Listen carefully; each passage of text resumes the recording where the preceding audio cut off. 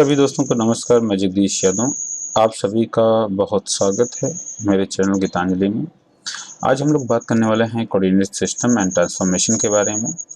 Coordinate system क्या होता है? कोऑर्डिनेट सिस्टम बेसिकली एक प्रकार का अरेंजमेंट है कोऑर्डिनेट्स का in 3D। So we can say the coordinate system is basically the arrangement of the coordinates within 3D space. Okay, 3D space में respective coordinates का अरेंजमेंट जो है उसको हम क्या बोलते हैं? उसको हम बोलते हैं coordinate system. Okay, space.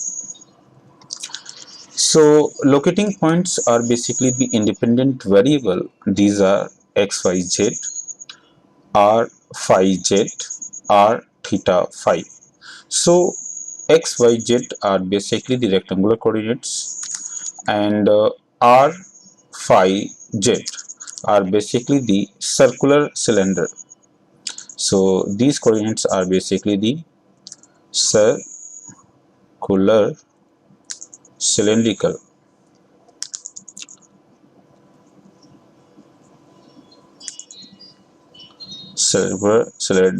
coordinates.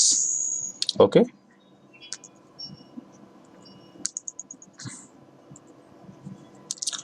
and if we talk about the r, theta, phi, so r, theta, phi are basically your spherical coordinate system. These are basically your spherical coordinate system. Okay, so these are basically the spherical coordinate system.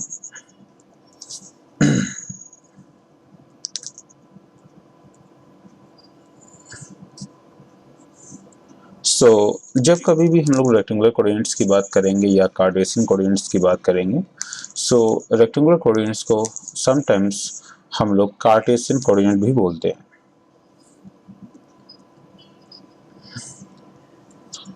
कभी भी अगर हम Cartesian coordinates की बात कर रहे हैं तो एक्स वाई जेड वेरिएबल्स की बात करेंगे। अगर सर्कुलर सिलेंड्रिकल कोऑर्डिनेट्स की बात कर रहे हैं तो आर, थीटा, जेड की बात करेंगे, और अगर हम लोग स्फेरिकल कोऑर्डिनेट सिस्टम की बात करेंगे तो आर, थीटा, फाई की बात करेंगे। देखते हैं कि ये रेस्पेक्टिव कोऑर्डिनेट सिस्टम को हम किस प्रकार से ड्रॉ कर सकते हैं। ओके, सबसे पहले हम लोग बात करते हैं यहाँ पे रेक्टेंगुलर कोऑर्डिनेट सिस्टम की बात करते हैं और देखते हैं कि हम इन सभी कोऑर्डिनेट्स को किस तरीके से ड्रॉ करेंगे। ओके, सपोज आपके पास में 3D स्पेस की मैं बात करूं, सपोज ये आपकी एक एक्सिस है और ये आपकी एक एक्सिस है। और तीसरी एक्सिस जो है बेसिकली जो 3D को रिप्रेजेंट कर रहा है, ये आपकी एक्सिस है। ओके, मैं इसको एक्स एक्सिस कंसीडर कर लेता हूं और ये आपकी वाई एक्सिस हो गई और ये आपकी जेड एक्सिस है। यहाँ पर मैंने ये कंसीडर किया हुआ है, आप इनके नाम कुछ और भी रख सकते हैं। सपोज ये मेरे पास में 3D को रिप्रेजेंट करने का बेसिकली एक डायग्राम है। यहाँ पर जो एक्स एक्सिस की अगर मैं यूनिट वैल्यू की बात करूँ या मैं डायरेक्शन की बात करूँ, यहाँ पे जो कोऑर्डिनेट्स होते हैं उसको एक्स एक्सिस में जो यूनिट वैल्यू या यूनिट डायरेक्शन को रिप्रेजेंट करता है उसे हम आई से रिप्रेजेंट करते हैं, और जो वाई एक्सिस में रिप्रेजेंट करता है उसे जे कैप से रिप्रेजेंट करते हैं, और जो के कैप है बेसिकली वो unit vector of Z axis को रिप्रेजेंट करता है।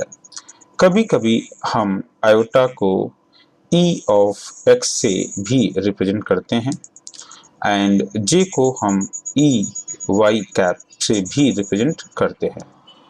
ओके, एंड के को हम ई ऑफ जेड कैप से भी रिप्रेजेंट करते हैं। यहाँ पर आई जे के बेसिकली एक यूनिट वेक्टर को ही रिप्रेजेंट कर रहे हैं। सो ये चीज हमें पता होना चाहिए, ठीक है। सो ये बेसिकली आपको मैंने रिप्रेजेंट किया है एक कार्टेशियन कोऑर्डिनेट सिस्टम में। सो सपोज मैं अब रेक्टेंगुलर जो आपके पास में सिलेंड्रिकल कोऑर्डिनेट सिस्टम है, अगर मैं सिलेंड्रिकल कोऑर्डिनेट सिस्टम को रिप्रेजेंट करता हूँ, सो वो किस प्रकार से रिप्रेजेंट किए जाएंगे। So here is the cylindrical coordinate system. So cylindrical coordinate system क्या कहता है कि सपोज ये आपकी जेड एक्सेस कंसीडर करते हैं और ये आपकी वाई एक्सेस और ये आपकी सपोज एक्स एक्सेस है,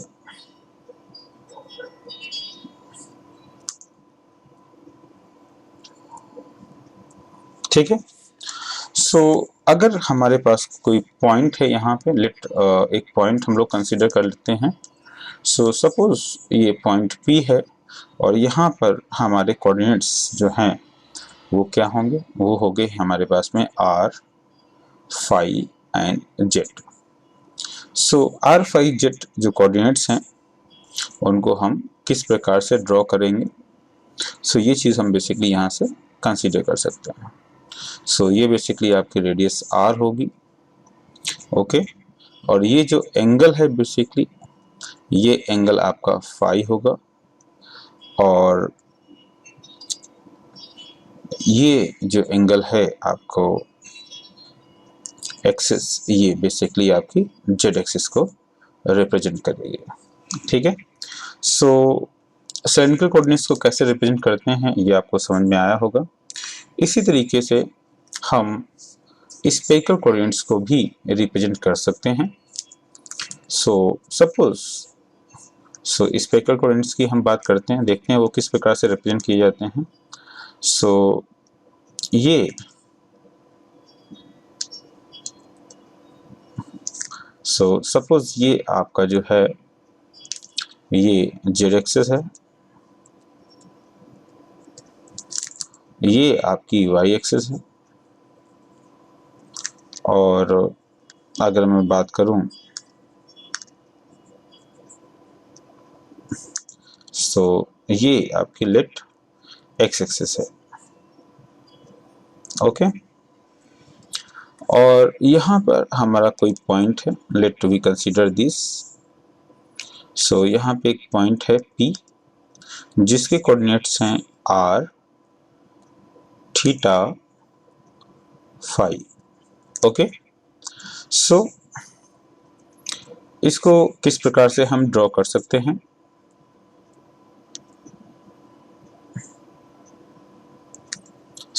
ये हमारे पास में एक पॉइंट है और ये हमारा एक पोजीशन वेक्टर R है and the angle, this is the angle theta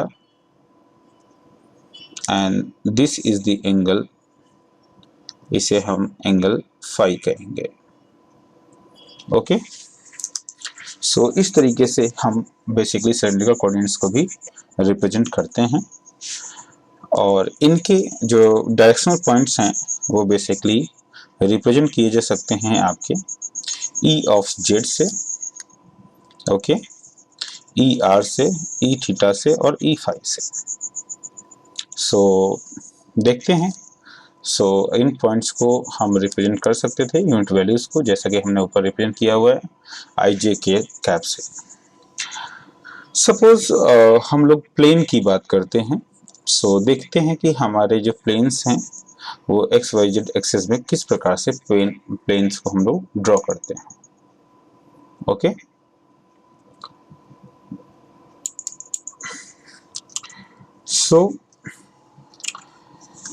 जो चीज़ हमें ध्यान देनी है वो ये है कि हमें पता होना चाहिए कि सरफेस 3D में सरफेस हम कैसे कंसीडर करेंगे, okay. Note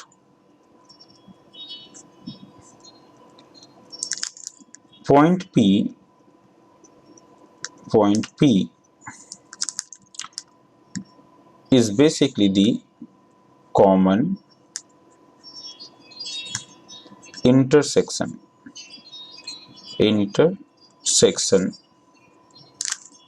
of three surface और plane. ओके, सो देखते हैं कि ये कैसे है और किस तरीके से हम इन प्लेन्स को कंसीडर करते हैं. सो सपोज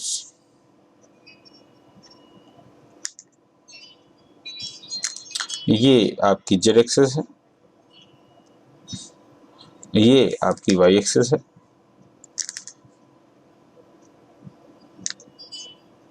और ये आपकी ये एक्स एक्सिस है, ये आपकी वाई एक्सिस है, और ये आपकी जेड एक्सिस है.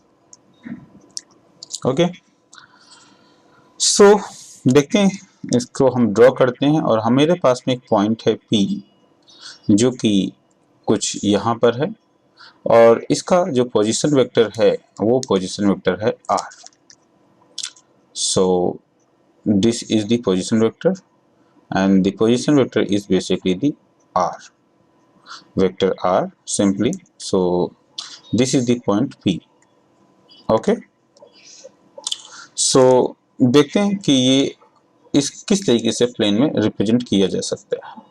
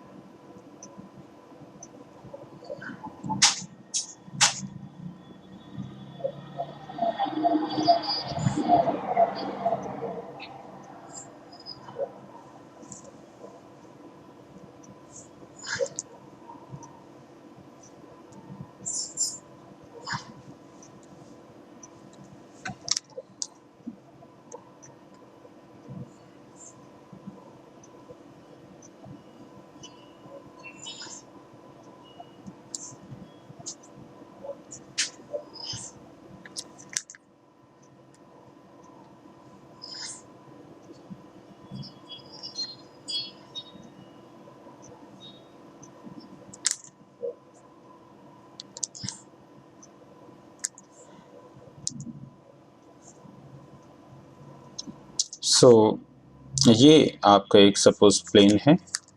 सो इस प्लेन को अगर हम लोग कंसीडर करते हैं सपोज, ये जो प्लेन है बेसिकली ये y एक्सिस को रिप्रेजेंट करता है. ये प्लेन y प्लेन है. इसी तरीके से अगर मैं इस प्लेन की बात करता हूँ तो ये बेसिकली आपका z प्लेन है, और अगर मैं बेसिकली इस प्लेन की बात करता हूँ तो ये बेसिकली आपका जेड प्लेन है. अगर मैं बात करता हूँ इस प्लेन, ये प्लेन बेसिकली आपका जेड प्लेन है. माफ कीजिएगा, ये बेसिकली एक्स प्लेन होगा.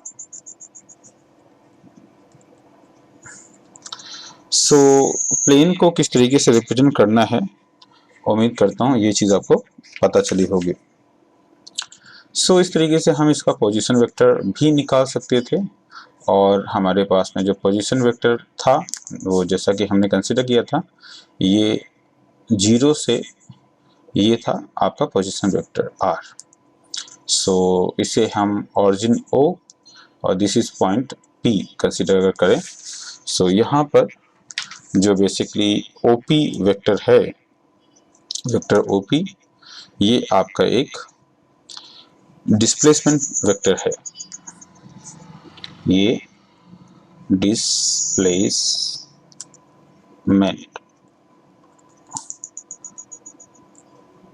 वेक्टर है जिसे वेक्टर R से रिप्रेजेंट करते हैं. वेक्टर R जो है वो है x i cap plus y j cap plus z k cap simply, या फिर इसको कुछ लोग लिखते हैं x e x cap plus Y E Y cap और जेड ई जेड कैप।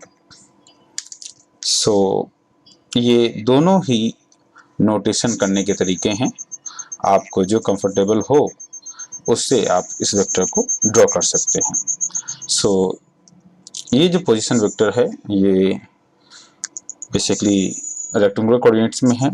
इसी तरीके से आप सिलेंड्रिकल में और स्फेरिकल कोऑर्डिनेट्स में भी ड्रॉ कर सकते हैं। सो चलते हैं हम लोग एक कंपैरेटिव चार्ट में देखते हैं कि किस चीज़ को कैसे रिप्रेजेंट करते हैं।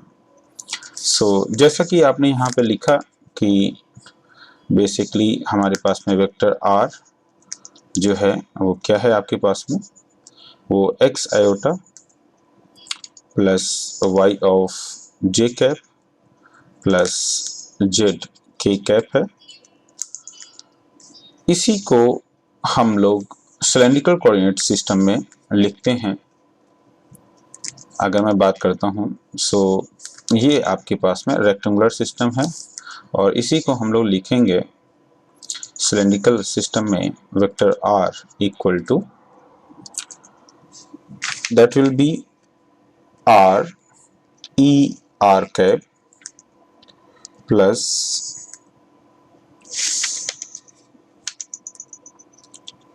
Are phi E phi cap plus Z E Z cap. Okay, और इसी चीज को अगर हम लोग स्फेरिकल कोऑर्डिनेट सिस्टम में लिखेंगे सो स्फेरिकल कोऑर्डिनेट सिस्टम में यही चीज होगी आपकी vector are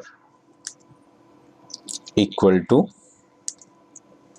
so vector r here is position vector, so that is equal to r e r cap plus r theta e theta cap plus r sin theta phi e phi cap.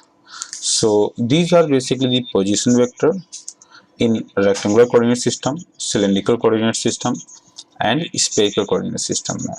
सो यहाँ पर basically ये हमारे पास में position vector है। सो this is position vector. Okay, so this is position vector in rectangular coordinates, in rectangular coordinates.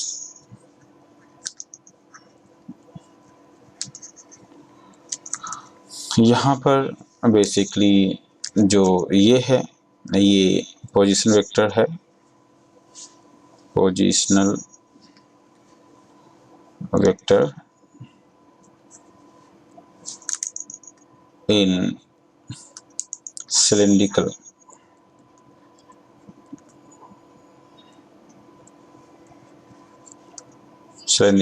Coordinates. और आपका जो ये जो कोऑर्डिनेट सिस्टम है ये बेसिकली आपका ये भी है पोजीशन वेक्टर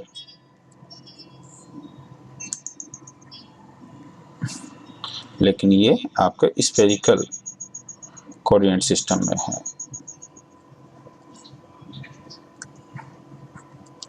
सो उम्मीद करता हूँ कि पोजीशन वेक्टर किस प्रकार से रिप्रेजेंट करते हैं, उनकी वैल्यू क्या होती है, ये आपको पता चला। ठीक है, सो यहाँ पर जो एक्स वाई जेड या बेसिकली यहाँ पे ये सभी कंपोनेंट्स हैं या कंपाउंड्स हैं, ओके, या कोफिशिएंट हैं रेस्पेक्टिव यूनिट वेक्टर्स के। सो इसी तरीके से हम लोग इसका डिफरेंशियल वेक्टर फॉर्म भी निकाल सकते हैं। सो नेक्स्ट अगर मैं इसी की पॉइंट की बात करता हूँ, सो डिफरेंशियल फॉर्म की अगर मैं बात करता हूँ, so differential vector so differential vector जिसे आप डी आर से रिप्रेजेंट करते हैं, so D R cap that is equal to D X I cap plus D Y J cap plus D Z K cap. इसी तरीके से अगर मैं सिलेंड्रिकल सिस्टम की बात करता हूँ, सो सिलेंड्रिकल सिस्टम में जो आपका डी आर होगा, सिलेंड्रिकल सिस्टम में डी आर वेक्टर जो होगा वो आपका होगा D R E R cap plus R D phi E phi cap plus D Z E Z cap. इसी तरीके से आपका सिलेंड्रिकल स्फेरिकल कोऑर्डिनेट सिस्टम भी होगा और वो होगा आपके पास में R E R cap plus R D theta E theta cap plus R sine theta and D phi E phi cap. So differential vector की वैल्यू क्या होती है ये हमें पता चला। इसी तरीके से हम लोग डिफरेंशियल बेसिकली एरिया की भी बात कर सकते हैं। सो डिफरेंशियल एरिया जो होगा, अगर किसी वेक्टर का हमें डिफरेंशियल एरिया निकालना है, सो वो होगा आपके पास में, सो डिफरेंशियल लेंथ हमें पता चलने के बाद हम लोग एरिया की बात करते हैं। सो जैसा कि हम लोग जानते हैं कि एरिया एक प्लेन या 2D फिगर है, ये 2 डायमेंशन बेस्ड एक क्वांटिटी है। सो हम लोग निकाल सकते हैं, इसको हम ds से रिप्रेजेंट करते हैं। सो ds means 2 dimension based quantity है जो कि एक वेक्टर क्वांटिटी है। सो डिफरेंशियल एरिया जो होगा बेसिकली वो आप रिप्रेजेंट कर सकते हैं dx dy dz। so combination of two x's, either dx dy or simply dy dz or simply dz dx or any other combination of two directions. Same as अगर मैं बात करता हूँ सिलेंड्रिकल कोऑर्डिनेट सिस्टम में, सो cylindrical coordinate system में जो आपका ds है वो हो सकता है आपका r dr d फाई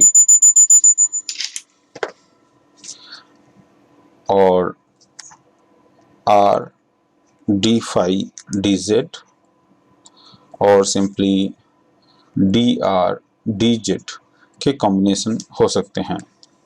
इसी तरीके से अगर हम स्फेरिकल कोऑर्डिनेट्स की बात करें, सो स्फेरिकल कोऑर्डिनेट सिस्टम में अगर मैं बात करता हूं तो ये हो सकते हैं r d थीटा और simply r square sine theta d theta and d phi और सिंपली ये वैल्यू हो सकती है आपके पास में r sine theta dr d phi. So ये आपकी वैल्यूज हो सकती हैं। नेक्स्ट हमें डिफरेंशियल वेक्टर, डिफरेंशियल लेंथ और basically differential length, differential vector पता चल चुका है। डिफरेंशियल लेंथ भी इसी तरीके से हम लोग कंसीडर कर सकते हैं। ओके, सो नेक्स्ट हम बात करते हैं नेक्स्ट क्वांटिटी की, जो कि बेसिकली है आपकी डिफरेंशियल वॉल्यूम की बात करते हैं। तो सो dv की हम लोग बात करते हैं। dv का मतलब होता है डिफरेंशियल वॉल्यूम। ओके, सो डिफरेंशियल वॉल्यूम की हम लोग बात करते हैं। सो डिफरेंशियल वॉल्यूम हम क्या लिख सकते हैं सभी कोऑर्डिनेट सिस्टम में। सो अगर मैं बात करता हूँ रेक्टेंगुलर कोऑर्डिनेट सिस्टम की, सो dv जो होता है वो बेसिकली dx, dy और dz कोऑर्डिनेट सिस्टम का कॉम्बिनेशन होता है। अगर मैं इसी बात को सिलेंड्रिकल कोऑर्डिनेट सिस्टम में बात करूं, सो सिलेंड्रिकल कोऑर्डिनेट सिस्टम में जो dv होता है बेसिकली वो हमारे पास में होता है r, dr, d phi and dz। और अगर इसी चीज़ को हम लोग स्फेरिकल कोऑर्डिनेट सिस्टम में बात करते हैं तो वो हो जाएगा आपके पास में dv that is equal to r square sine theta dr d theta and d phi okay. So ये आपके पास में एक नेक्स्ट क्वांटिटी हो गई जिसे हम डिफरेंशियल वॉल्यूम या फिर एलिमेंटल वॉल्यूम के नाम से जानते हैं। नेक्स्ट हमारे पास में है del operator. So next quantity जो है जिसको हम लोग डेल ऑपरेटर बोलते हैं बेसिकली।